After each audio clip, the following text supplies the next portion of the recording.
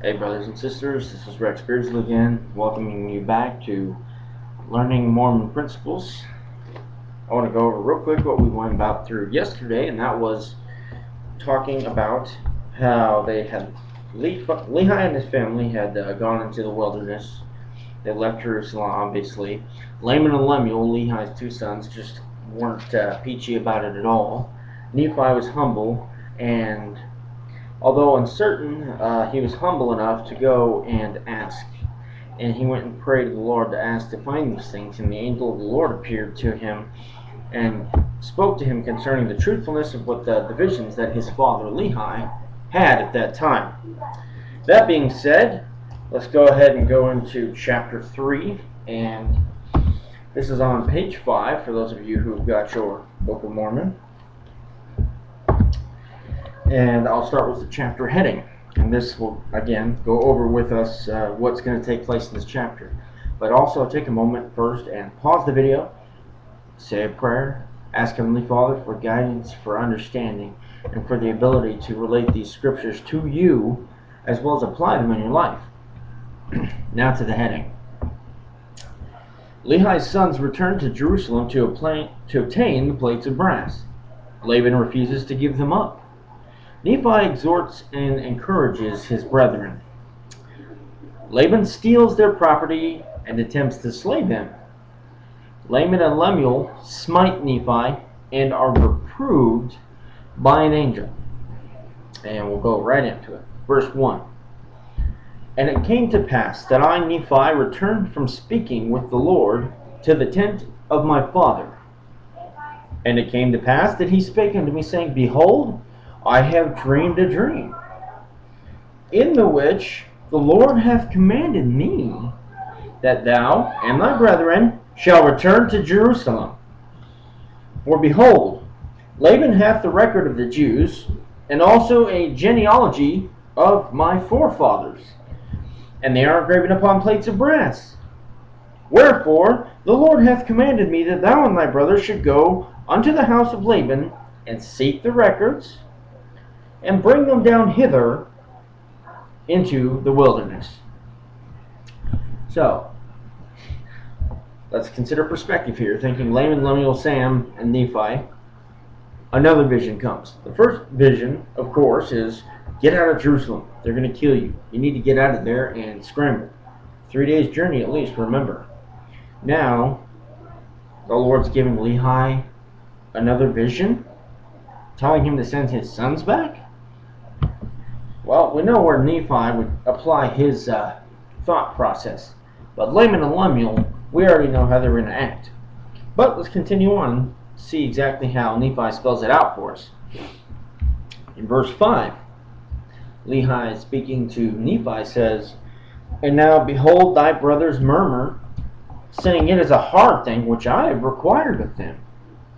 But, behold, I have not required it of them, but it is a commandment of the Lord. Therefore go, my son, and thou shalt be favored of the Lord, because thou hast not murmured. So again, that was the faith, the action of Nephi in doing all of his duties. And one of the most famous and greatest scriptures that I've ever read in my entire life is the next verse, which is again 1 Nephi chapter 3 verse 7. Here we are. Nephi's response is awesome. And it came to pass that I, Nephi, said unto my father, I will go and do the things which the Lord hath commanded. For I know that the Lord giveth no commandments unto the children of men, save he shall prepare a way for them, that they may accomplish the thing which he hath commanded them. Isn't that amazing? He puts that into plain, simple English for all of us. At times in our lives, though, we may feel like we can't handle the situations. We may feel like there's nothing that we can do to get the upper hand on the world, but the world always having an upper hand on us. Well, that simply just is not true. The Lord is not going to allow us, as Nephi said, to suffer beyond what we can suffer, nor to face a challenge of which the Lord knows we can overcome. Moving along, verse 8 says, And it came to pass that when my father had heard these words, he was exceedingly glad, for he knew that I had been blessed of the Lord. 9. And I, Nephi, and my brethren, took our journey into the wilderness with our tents to go up to the land of Jerusalem. And it came to pass that when we had gone up to the land of Jerusalem, I and my brethren did consult one with another. They had to have a little meeting of sorts, and we'll find out why just here.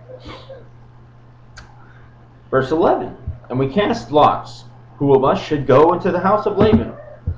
And it came to pass that the lot fell upon Laman. And Laman went in unto the house of Laban, and he sat and talked with him as he sat in his house. Okay, does anybody get where this is going to? Here we have the most murmurous of all the sons of Lehi, and the eldest, mind you, the first to object to Lehi's visions, was definitely not a supporter of his father's visions, nor did he believe them. But he still respected his father, like I spoke about yesterday, and he was doing what his father asked him to do, and solely for that reason alone, nothing else. And in verse 12 it says, and he desired of Laban the records which were engraven upon the plates of brass, which contain the genealogy of my father. And behold, it came to pass that Laban was angry, and thrust him out from his presence. And he would not that he should have the records. Wherefore he said unto him, behold, thou art a robber, and I will slay thee. Well, we all know how that would have caused Laman to flip out. And in verse 14 it says, but Laman fled out of his presence, and told the things which Laban had done unto us, that being his elder brethren, outside of the walls of Jerusalem. And we began to be exceedingly sorrowful. And my brethren were about to return unto my father in the wilderness. Not a very good thing. So Nephi has to say yet again something else. Verse 15.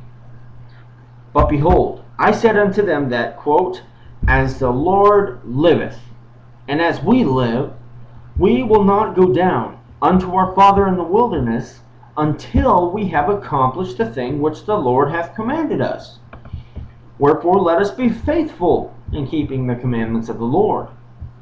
Therefore let us go down to the land of our father's inheritance. For behold, he left gold and silver, and all manner of riches. And all this he hath done because of the commandment of the Lord. So if you remember back in our other previous readings, when they left, they ditched everything other than the bare essentials. And obviously nobody would have taken these things from their house yet, because they hadn't been gone that long. They were only 3 days' journey out. And in verse 17, Nephi continues on by saying, for he knew that Jerusalem must be destroyed because of the wickedness of the people. For behold, they have rejected the words of the prophets. Wherefore, if my father should dwell in the land after he hath been commanded to flee out of the land, behold, he would also perish.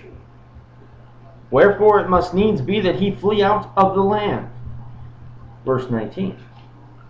And behold, it is wisdom in God that we should obtain these records, that we may preserve unto our children the language of our fathers. That's going to be a critical thing that you're going to have to remember and look back upon in your study of the Book of Mormon, is the significance of the plates of brass. And I'll read verse 20 and then we'll close this video. And in verse 20, and also that we may preserve unto them being the children, the words which have been spoken by the mouths of all the holy prophets, which have been delivered unto them by the Spirit and power of God, since the world began, even down to this present time. Now, brothers and sisters, there is so much significance spiritually in this chapter. You may not grasp all of it now. You may not grasp it the next time you read through, but eventually you will. It's a great significance. But please, rate and comment and come back and join us